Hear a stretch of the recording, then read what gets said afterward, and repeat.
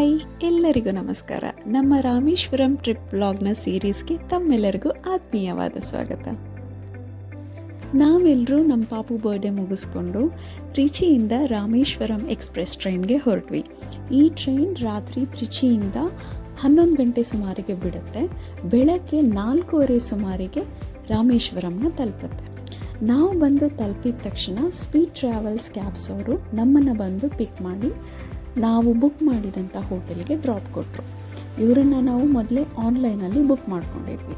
ಹೋಟೆಲ್ಗೆ ಬಂದು ನಾವೆಲ್ಲ ಸ್ನಾನ ಮಾಡಿಕೊಂಡು ಫ್ರೆಶ್ ಅಪ್ ಆಗಿ ಬೆಳಗ್ಗೆ ದೇವರ ದರ್ಶನಕ್ಕೆ ಹೊರಟ್ವಿ. ರಾಮೇಶ್ವರಂ ದೇವಸ್ಥಾನದಲ್ಲಿ ಬೆಳಗ್ಗೆ 5ರಿಂದ 6 ಗಂಟೆವರೆಗೂ ಮಣಿ ದರ್ಶನ ಸಿಗುತ್ತೆ. ಸ್ಫಟಿಕಲಿಂಗ ದರ್ಶನ ಅದನ್ನು ನಾವು ಮಿಸ್ ಮಾಡ್ಕೊಂಡ್ವಿ. ಯಾಕೆ ಅಂದರೆ ಬೆಳಗ್ಗೆ ತುಂಬ ಮಳೆ ಬರ್ತಾಯಿತ್ತು. ನಾವೆಲ್ಲರೂ ಹೊರಟು ಹೋಗೋದು ತುಂಬ ಲೇಟ್ ಆಗೋಯಿತು. ಹಾಗಾಗಿ ಅದನ್ನು ಮಿಸ್ ಮಾಡ್ಕೊಂಡ್ವಿ. ನಾವೆಲ್ಲರೂ ಫ್ರೆಶ್ ಅಪ್ ಆಗಿ ಸ್ನಾನ ಮಾಡಿಕೊಂಡು ಇಲ್ಲಿ ಅಗ್ನಿತೀರ್ಥದ ಹತ್ರ ಬಂದು ಎಲ್ಲರೂ ಕಾಲೆಲ್ಲ ತೊಳ್ಕೊಂಡು ನೀರನ್ನು ಪ್ರೋಕ್ಷಣೆ ಮಾಡಿಕೊಂಡು ನಾವು ದೇವಸ್ಥಾನದ ಕಡೆ ಹೊರಟ್ವಿ. ದೂರದಿಂದನೇ ತುಂಬ ಚೆನ್ನಾಗಿ ಕಾಣಿಸ್ತಾ ಇತ್ತು ದೇವಸ್ಥಾನ. ಬಟ್ ಏನಪ್ಪ ಅಂತ ಅಂದರೆ ಮಳೆ ಬಂದ್ಬಿಡ್ತು. ಅದೊಂದು ಸ್ವಲ್ಪ ಹಿಂಸೆ ಆಯಿತು. ಬಟ್ ತೀರಾ ಏನು ಬರಲಿಲ್ಲ. ನಾವು ದೇವಸ್ಥಾನ ಹೊರಡೋ ಅಷ್ಟರೊಳಗೆ ಸ್ವಲ್ಪ ಡ್ರಿಸ್ಲಿಂಗ್ ಥರ ಆಗ್ತಾಯಿತ್ತು. ಸೊ ಹಾಗಾಗಿ ಛತ್ರಿ ಇಟ್ಕೊಂಡು ಆರಾಮಾಗಿ ಹೋದ್ವಿ. ಅಲ್ಲಿ ಸ್ಲಿಪ್ಪರ್ನೆಲ್ಲ ಬಿಟ್ಬಿಟ್ಟು ದೇವಸ್ಥಾನದ ಒಳಗಡೆ ಎಂಟರ್ ಆದ್ವಿ. ನಾವು ಹೋಗಿದ್ದು ವೀಕ್ ಡೇಸ್ ಆದ್ದರಿಂದ ಅಷ್ಟೇನು ರಶ್ ಇರಲಿಲ್ಲ, ಬಹಳ ಫ್ರೀಯಾಗಿತ್ತು. ಶಬರಿಮಲೆಗೆ ಬರುವಂಥ ಭಕ್ತಾದಿಗಳು ಸಾಕಷ್ಟು ಜನ ಬಂದಿದ್ದರು. ನಮ್ಮ ಮುಂದೆ ನೀವು ನೋಡ್ತಿರ್ಬೋದು, ಅವರೆಲ್ಲ ಶಬರಿಮಲೆಗೆ ಬಂದಂಥ ಭಕ್ತಾದಿಗಳು. ದೇವಸ್ಥಾನದೊಳಗಂತೂ ಬಹಳ ತುಂಬ ಚೆನ್ನಾಗಿದೆ. ಒಂದು ಒಳ್ಳೆ ವೈಬ್ ಇದೆ, ಗುಡ್ ಎನರ್ಜಿ ಇದೆ, ಅದು ಫೀಲ್ ಆಗುತ್ತೆ. ಅದರಲ್ಲೂ ಅರ್ಲಿ ಮಾರ್ನಿಂಗ್ ಹೋದಿದ್ರಿಂದ ಬಹಳ ಫ್ರೆಶ್ ಆಗಿ ತುಂಬ ಚೆನ್ನಾಗಿ ಅನ್ನಿಸ್ತಾ ಇತ್ತು. ನಾನು ನಮ್ಮ ಅತ್ತೆಯವರು ವೀಡಿಯೋಸ್ ಮತ್ತು ಫೋಟೋಸ್ ಎಲ್ಲ ತಗೋತಾ ಇದ್ವಿ. ಅಮ್ಮಂಗೆ ವೀಡಿಯೋಸ್ ಫೋಟೋಸ್ ಅಂದರೆ ಅಷ್ಟು ಇಷ್ಟ ಆಗಲ್ಲ ಅಂತ ಅಮ್ಮ ಬರ್ತಾ ಇರಲಿಲ್ಲ. ಅರುಮಿಗು ರಾಮನಾಥ ಸ್ವಾಮಿ ಶ್ರೈನ್ ಹೀಗಿದೆ ಟೆಂಪಲ್. ತುಂಬ ಕಲರ್ಫುಲ್ ಆಗಿದೆ, ಬ್ಯೂಟಿಫುಲ್ ಆಗಿದೆ, ಮಾತ್ರ very beautiful. I am not sure ಇಲ್ಲಿ ಫೋನ್ ಯೂಸ್ ಮಾಡ್ಬೋದೋ ಇಲ್ಲ ಅಂತ, ಬಟ್ ಐ ಆಮ್ ಟೇಕಿಂಗ್. ಚೆನ್ನಾಗಿ ಮಾಡಿದೆ. ಕ್ಯೂನಲ್ಲಿ ನಿಂತಿದ್ದೀವಿ. ನಾವೆಲ್ಲರೂ ಅಲ್ಲಿ ಹಾಕಿದ್ದಂಥ ಇನ್ಫಾರ್ಮೇಷನ್ ಎಲ್ಲನೂ ಓದ್ಕೊಂಡು ತಿಳ್ಕೊಂಡು ಹೋಗ್ತಾ ಇದ್ವಿ. ಗರ್ಭಗುಡಿಗೆ ಫೋನ್ ಅಲೋ ಇಲ್ದಿದ್ದರಿಂದ ನಾವು ಫೋನ್ನ ಯೂಸ್ ಮಾಡೋ ಹಾಗಿರಲಿಲ್ಲ. ಇದು ನಾವು ದೇವ್ರ ದರ್ಶನ ಎಲ್ಲ ಮುಗಿಸ್ಕೊಂಡು ಬಂದು ಅಲ್ಲಿ ಒಂದು 5-10 ನಿಮಿಷ ಕುತ್ಕೋಬೇಕಲ್ವ, ಹಾಗೆ ಕುತ್ಕೊಂಡು ಧ್ಯಾನ ಮಾಡ್ತಾಯಿದ್ವಿ. ಅಮ್ಮಂಗೆ ಕುತ್ಕೊಂಡ್ರೆ ಮತ್ತೆ ಎದ್ದೇಳೋಕ್ಕಾಗಲ್ಲ, ತುಂಬ ಸಿಕ್ಕಾಪಟ್ಟೆ ಮಂಡಿ ನೋವು ಇತ್ತಿದ್ದರಿಂದ ಅಮ್ಮ ಕೂರಲಿಲ್ಲ. ಹಾಗೆ ಎಲ್ಲ ಪ್ರದಕ್ಷಿಣೆ ಎಲ್ಲ ಮುಗಿಸ್ಕೊಂಡು ಇಲ್ಲಿ ಬಂದಾಗ ಇಲ್ಲಿ ಪ್ರಸಾದದ ಕೌಂಟರ್ ಇತ್ತು. ನಮ್ಮ ಮನೆಯವರು ಎಲ್ಲರಿಗೂ ಪ್ರಸಾದ ತಗೊಳ್ಳೋಕ್ಕೆ ಹೋದರು. ನಾನು ಇಲ್ಲೆಲ್ಲ ಕ್ಯಾಪ್ಚರ್ ಮಾಡ್ಕೋತಾ ಇದ್ದೆ. ತುಂಬ ಚೆನ್ನಾಗಿತ್ತು. ಒಳ್ಳೆ ಪೇಂಟಿಂಗ್ಸ್ ಇದೆ, ತುಂಬ ಚೆನ್ನಾಗಿದೆ ದೇವಸ್ಥಾನದೊಳಗಡೆ. ಎಷ್ಟು ನೀಟಾಗಿ ಕಂಬಗಳೆಲ್ಲ ತುಂಬ ಚೆನ್ನಾಗಿ ಕಾಣಿಸ್ತಾ ಇದೆ, ನೋಡ್ಬೋದು ನೀವು. ಅದರಲ್ಲೂ ಅರ್ಲಿ ಮಾರ್ನಿಂಗ್ ಅಲ್ವಾ, ತುಂಬ ಫ್ರೆಶ್ ಆಗಿ ಫೀಲ್ ಆಗ್ತಾಯಿತ್ತು, ಖುಷಿ ಆಗ್ತಾಯಿತ್ತು. ಅಮ್ಮಂಗೆ ಸಿಕ್ಕಾಪಟ್ಟೆ ಮಂಡಿ ನೋವಿದ್ರಿಂದ ಅಲ್ಲಿ ಕುತ್ಕೊಬಿಟ್ರು ಹೋಗ್ಬಿಟ್ಟು. ಹಾಗೆ ಇಲ್ಲಿ ದೇವಸ್ಥಾನಕ್ಕೆ ಸಂಬಂಧಪಟ್ಟಂಥ ಒಂದು ಬುಕ್ ಸ್ಟಾಲ್ ಕೂಡ ಇದೆ. ನಮಗೆ ಬೇಕಾದಂಥ ಬುಕ್ಸ್ಗಳನ್ನು ಇಲ್ಲಿ ತೊಗೋಬೋದು.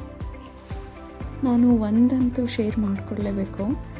ಗರ್ಭಗುಡಿನಲ್ಲಿ ರಾಮೇಶ್ವರ ಸ್ವಾಮಿಯನ್ನು ನಾವು ದರ್ಶನ ಮಾಡಬೇಕಾದ್ರೆ ನನಗಂತೂ ಅದು ಒಂಥರ ಫೀಲಿಂಗ್, ಅದು ತುಂಬ ಹೆವಿನೆಸ್ ಅನ್ನಿಸ್ತಾ ಇತ್ತು. ಅಷ್ಟು ಎನರ್ಜಿ ಇದೆ. ನೀವು ನಂಬ್ತಿರೋ ಬಿಡ್ತಿರೋ, ವಿ ಕ್ಯಾನ್ ಫೀಲ್ ದ್ಯಾಟ್.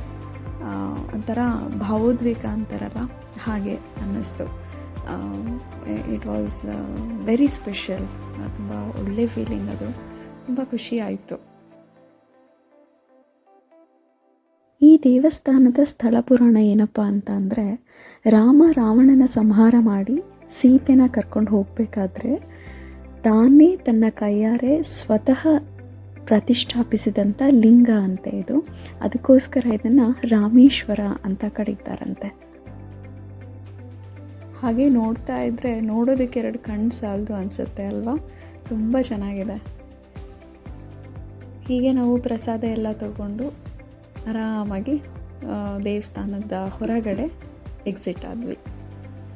ಅಮ್ಮನೂ ಪಾಪನು ನಮ್ಮ ಹಿಂದೆ ನಿಧಾನವಾಗಿ ನಡ್ಕೊಂಡು ಬರ್ತಾಯಿದ್ರು. ದೇವಸ್ಥಾನದಿಂದ ಹೊರಗಡೆ ಬಂದು ಸ್ಲಿಪ್ಪರ್ನೆಲ್ಲ ಹಾಕ್ಕೊಂಡು ರಾಮೇಶ್ವರಂಗೆ ಬಂದಿದ್ದ ನೆನಪಿಗೋಸ್ಕರ 2 ಮನೆಗೂ ಏನಾದರೂ ಗಿಫ್ಟ್ ತಕ್ಕೊಡೋಣ ಅಂತ ಅಂದ್ಬಿಟ್ಟು ಶಂಖದ ಆಕಾರದಲ್ಲಿದ್ದಂಥ ಕನ್ನಡಿಯನ್ನು ನಾವು ತಗೊಂಡ್ವಿ. ಅದು ವಿಡಿಯೋ ಮಾಡ್ಕೋಬೇಕಾಗಿತ್ತು, ಬಟ್ ಮರ್ತೋಯ್ತು ವಿಡಿಯೋ ಮಾಡ್ಕೊಳ್ಳೋದು. ಅಂಗಡಿಗಳಲ್ಲಂತೂ ತುಂಬ ಚೆನ್ನಾಗಿದೆ.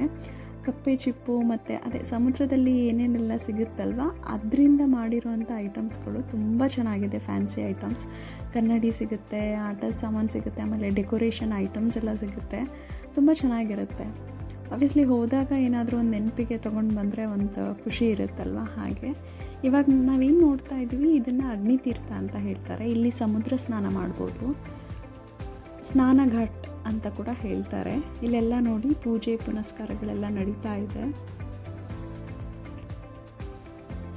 ಸಮುದ್ರ ಅಂದ್ರೇ ಒಂದು ಎಮೋಷನ್ ಅಂತ ಅಲ್ಲಿಗೆ ಹೋದ್ಮೇಲೆ ಅರ್ಥ ಆಯಿತು. ಒಂದು ಮೂವಿ ಇದೆ ಅಲ್ಲ, ಸಪ್ತಸಾಗರದ ಆಚೆ ಎಲ್ಲೋ ಅಂತ. ಸಮುದ್ರ ಅಂದ್ರೇ ಒಂದು ಎಮೋಷನ್ ಅಂತ ಹೇಳ್ತಾರಲ್ವ, ಅದೆಷ್ಟು ನಿಜ ಅನ್ನಿಸ್ತು ನನಗಂತೂ. ತುಂಬ ಚೆನ್ನಾಗಿದೆ ಆ ಸಮುದ್ರದ ಆ ಒಂದು ಏನು ಹೇಳ್ತಾರೆ, ವೇವ್ಸು, ಆ ಶಬ್ದ, ಆ ಅಲೆಗಳ ಏರಿಳಿತ ತುಂಬ ಚೆನ್ನಾಗಿತ್ತು.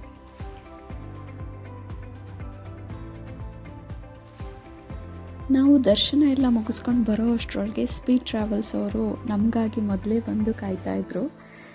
ಅವರಂತೂ ಆನ್ ಟೈಮ್ ಇದ್ದರು. ನಂತರ ನಾವೆಲ್ಲರೂ ಪಂಬನ್ ಬ್ರಿಡ್ಜ್ಗೆ ಹೋದ್ವಿ. ಹಾಗೆ ಹೋಗ್ತಾ ರಾಮೇಶ್ವರಂ ಅಕ್ಕಪಕ್ಕ ಎಲ್ಲನೂ ನೋಡ್ಕೊಂಡು ಹೋದ್ವಿ. ಇದು ನಾವೇನು ನೋಡ್ತಾ ಇದ್ವಿ, ಇದು ಪಂಬನ್ ಬ್ರಿಡ್ಜ್. ಇಲ್ಲಿ ಒಂದು 10 ನಿಮಿಷ ನಮಗೆ ನೋಡೋದಕ್ಕೆ ಕೊಡ್ತಾರೆ. ರಾಮೇಶ್ವರಂ ಬಂದು ಒಂದು ದ್ವೀಪ ಆಯಿತಾ, ಸುತ್ತ ಕೂಡ ಸಮುದ್ರನೇ ಇರೋ. There is no land connectivity at all. ರಾಮೇಶ್ವರಂನ ಹಾಗೆ ನಮ್ಮ ಭಾರತದ ಭೂಭಾಗವನ್ನು ಕನೆಕ್ಟ್ ಮಾಡೋದಕ್ಕೆ ಇರೋವಂಥ ಏಕೈಕ ಕೊಂಡಿ ಅಂತ ಅಂದರೆ ಅದು ಈ ಪಂಬನ್ ಬ್ರಿಡ್ಜ್. ನಾವಿವಾಗ ಏನು ನೋಡ್ತಾ ಇದ್ದೀವಲ್ವ, ಅದು ಅಲ್ಲಿ ಗೇಟ್ ಥರ ಇದೆ. ಆ ಗೇಟ್ ಶಿಪ್ಸ್, ದೊಡ್ಡ ಶಿಪ್ಸ್ಗಳೆಲ್ಲ ಬಂದಾಗ ಆ ಗೇಟ್ ಓಪನ್ ಆಗುತ್ತೆ, ಹಾಗೆ ಕ್ಲೋಸ್ ಆಗುತ್ತೆ. ಇದೇನು ನೋಡ್ತಾ ಇದ್ದೀವಲ್ವ, ಇದು ರೈಲ್ವೆ ಟ್ರ್ಯಾಕ್. ಸರಿಸುಮಾರು ಇದೊಂದು 10-12 ಕಿಲೋಮೀಟ್ರ್ ಇದೆಯಂತೆ ಈ ಪಂಬನ್ ಬ್ರಿಡ್ಜು. ಆ 10-12 ಕಿಲೋಮೀಟ್ರ್ವರೆಗೂ ಈ ರೈಲ್ವೆ ಹೋಗುತ್ತೆ. ನಾವು ಬಂದಾಗ ಅರ್ಲಿ ಮಾರ್ನಿಂಗ್ 3 ಗಂಟೆ 3:15 ಆಗಿದ್ದರಿಂದ ಈ ಬ್ರಿಡ್ಜ್ ನಮಗೆ ಕಾಣಿಸ್ಲಿಲ್ಲ. ಬಟ್ ಹೋಗ್ತಾ ನೋಡ್ಕೊಂಡು ಹೋಗೋಣ ಅಂತ ಅಂದ್ಕೊಂಡಿದ್ದೀವಿ, ನೋಡೋಣ ಸಿಗುತ್ತಾ ಇಲ್ವಾ ಅಂತ. ತುಂಬ ಚೆನ್ನಾಗಿತ್ತು. ಸಮುದ್ರದ ಮೇಲೇ ಈ ರೈಲ್ವೆ ಟ್ರ್ಯಾಕ್ ಮತ್ತು ಈ ಬ್ರಿಡ್ಜ್ನ ಕಟ್ಟಿದ್ದಾರೆ. ಯಾವುದಾದ್ರೂ ಹೆವಿ ವೆಹಿಕಲ್ ಹೋಗಬೇಕಾದ್ರೆ ಆ ಸೇತುವೆ ಅಳ್ಳಾಡ್ತಾ ಇತ್ತು, ಅದು ನಮಗೆ ಗೊತ್ತಾಗ್ತಾ ಇತ್ತು, ಆ ಶೇಕ್ ಆಗ್ತಾ ಇರೋದು. ತುಂಬ ಚೆನ್ನಾಗಿತ್ತು. ಅಷ್ಟೇ ಒಂದು ಸ್ವಲ್ಪ ಭಯನೂ ಆಗುತ್ತೆ. ತುಂಬ ಚೆನ್ನಾಗಿತ್ತು. ವಾವ್ ಅಂತ ಅನ್ನಿಸ್ತು. ನನಗಂತೂ ಹೋಗೋದಕ್ಕೆ ಮನಸ್ಸೇ ಇರಲಿಲ್ಲ. ಬಟ್ ಅವರು ಕ್ಯಾಬ್ ಅವ್ರು ಹೇಳ್ತಾಯಿದ್ರು 10-15 ನಿಮಿಷ ಅಷ್ಟೇ ಇಲ್ಲಿ ಬಿಡೋದು ಮ್ಯಾಮ್, ಬೇಗ ಹೊರಡೋಣ ಬನ್ನಿ ಅಂತ. ಪಾಪ ತುಂಬ ಚೆನ್ನಾಗಿ ಕರ್ಕೊಂಡು ಹೋಗಿ ಬಂದರು. ನಾವು ನೆಕ್ಸ್ಟ್ ಹೋದಿದ್ದು APJ ಅಬ್ದುಲ್ ಕಲಾಂ ಅವ್ರದ್ದು ಮೆಮೋರಿಯಲ್ಗೆ. ಇಲ್ಲಂತೂ ಮೊಬೈಲ್ ಅಂತೂ ಏನೂ ಅಲೋನೇ ಇಲ್ಲ ಬಿಡಿ, ಬ್ಯಾಗ್ಸು ಮೊಬೈಲ್ ಏನೂ ಅಲೋನೇ ಇಲ್ಲ. ನೀವು ಅಕಸ್ಮಾತ್ ತೊಗೊಂಡು ಹೋದರೆ ನಿಮ್ಮ ಗಾಡಿನಲ್ಲೇ ಇಟ್ಬಿಟ್ಟು ಹೋಗಿ. ನನಗೆ APJ ಅಬ್ದುಲ್ ಕಲಾಂ ಅವರು ಅಂದರೆ ಬಹಳ ಇಷ್ಟ, ಅಷ್ಟೇ ಗೌರವ ಕೂಡ. APJ ಅಬ್ದುಲ್ ಕಲಾಂ ಅವ್ರದ್ದು ಅಂತ್ಯಕ್ರಿಯೆನ ಇಲ್ಲೇ ಮಾಡಿರೋದು, ಈ ಮೆಮೋರಿಯಲ್ ಹಾಲ್ನಲ್ಲಿ. ಸೊ ಹಾಗಾಗಿ ಅವ್ರಿಗೆ ಹೋಗಿ ನಮಸ್ಕಾರ ಮಾಡಿಕೊಂಡು ಬಂದ್ವಿ. ಅಲ್ಲಿ ಅವರು ಬಳಸ್ತಿದ್ದಂತಹ ಸಾಮಗ್ರಿಗಳು, ಅವರ ಉಡುಪುಗಳು ಮತ್ತು ಅವರ ಡೈರಿ, ಅವ್ರ ಇಂಪಾರ್ಟೆಂಟ್ ಡಾಕ್ಯುಮೆಂಟ್ಸ್ ಎಲ್ಲನೂ ಇಟ್ಟಿದ್ದಾರೆ. ಇದಂತೂ ಮಿಸ್ ಮಾಡ್ಕೊಳ್ಳೋಕ್ಕಾಗದೇ ಇರೋ ಅಂಥ ಪ್ಲೇಸ್. ತುಂಬ ಖುಷಿಯಾಯಿತು. ಹಾಗೆ ನಾವು ಮೆಮೋರಿಯಲ್ ಹಾಲ್ನಿಂದ ಎಕ್ಸಿಟ್ ಆಗಿ ಬಂದು ನಮ್ಮ ನೆಕ್ಸ್ಟ್ ಪ್ರಯಾಣ ಕಲಾಂ ಹೌಸ್ಗೆ ಹೊರಟ್ವಿ. ಅವರ ಮನೆಗೆ ಹೋಗ್ತಾ ಇದ್ದೀವಿ.